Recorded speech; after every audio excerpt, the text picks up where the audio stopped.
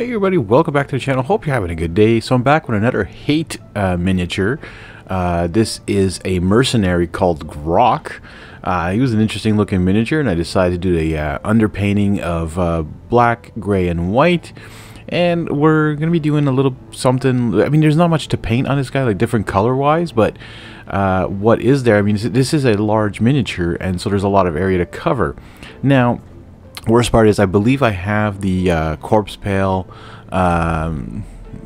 primer. I could have just done that because we're using corpse pale on the entirety of this miniature pretty much, because that's all it is flesh.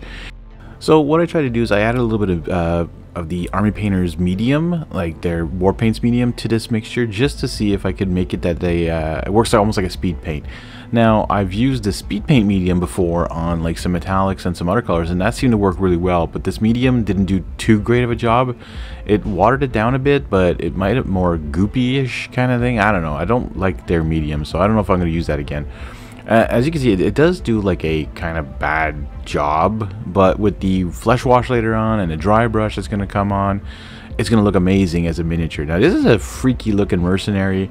I haven't tried the mercenaries in the game Hate, but the board game itself is a great game.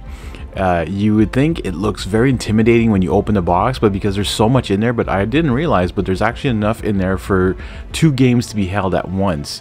So you can be 4 players, so 1 versus 1 and then 1 versus 1 on the other one, and it almost feels like a game of chess, because you're moving your pieces along the board trying to take over certain areas, but also by knocking out the other pieces, like the other miniatures, the other I think it's a clan they're called.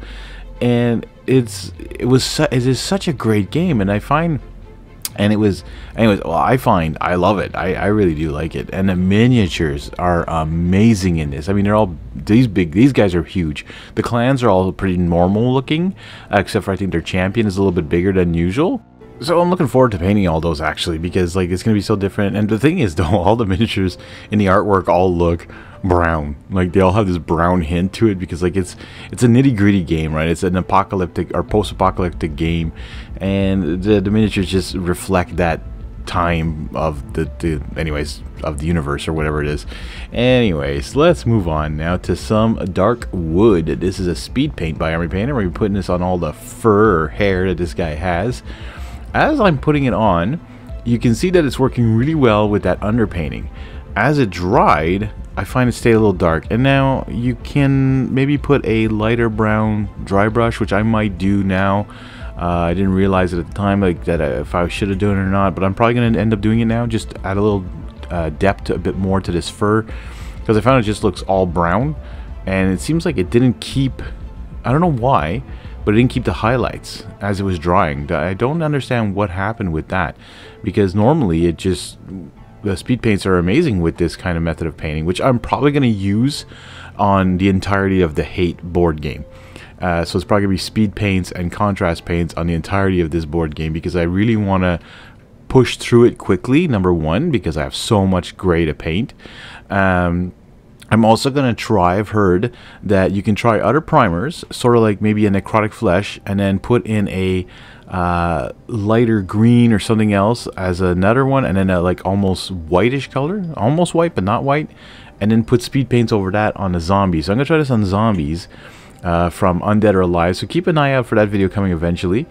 Now I'm just using a little bit of what's it called, this pink there or whatever. Anyways, now we're using some pallid bone from the Army Painter Speed Paint, and we're going to be using this on like all these like little bone fragments he has attached to him and all that, like these like little, anyway, then there's these horn like things at the back here.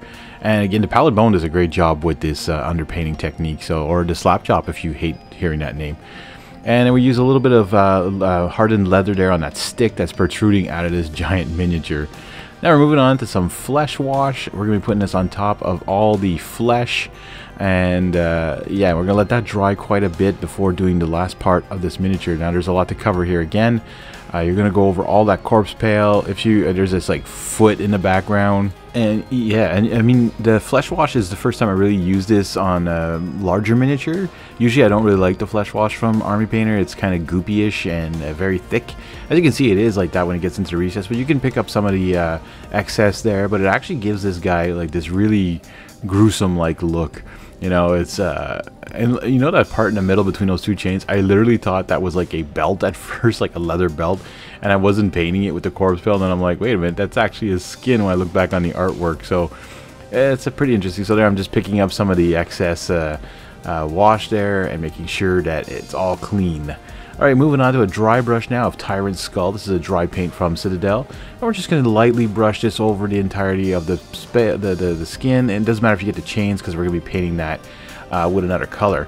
Alright, we're going to put a little bit of matte black in the eyes right now, just to dot them a little bit, just to give them little tiny eyes there to make sure.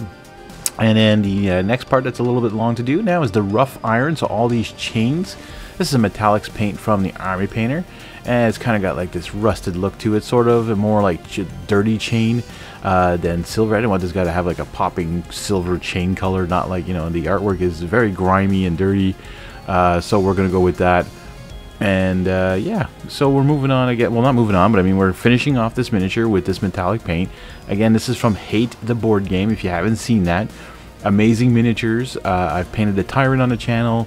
That link will be available at the end of this video, so you can click on that if you want to go see that. And there you have it. Grock, the Mercenary, is painted and ready for the table. I want to thank you guys for watching. If you're enjoying, please hit that subscribe button, and we'll see you all in the next one.